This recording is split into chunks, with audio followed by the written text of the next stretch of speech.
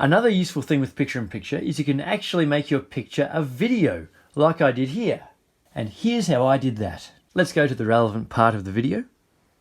So click on picture-in-picture. This time make sure it says video. Go to the relevant video that we are wanting. Here it is.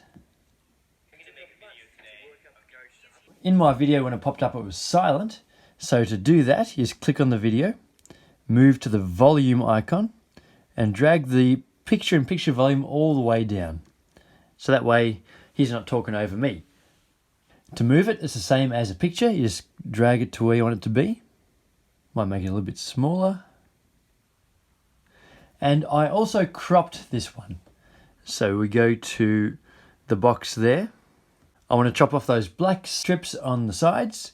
So I'm going to move it into about there and about there. Another little trick I used for this part of the video was I added a frame around the video just to make it look a bit fancy. So that was another picture-in-picture. That's done like this. Go back to picture-in-picture, click on add picture-in-picture, and we want a photo. There's my photo frame. I cropped it down to be just the size of the frame. So I'm going to drag those corners and drag these corners. Press on tick to say that I'm happy. Move it over where the video is. And if I press on the video of Graham, it pops up just in front.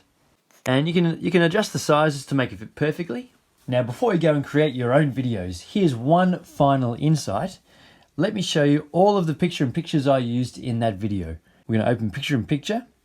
So I'm going to quickly drag through the video. As there's a video in the timeline here, you should see it pop up on the screen as well. Are you ready? There's the YouTube. Now Graham, thinking about YouTube, the fire was a picture-in-picture.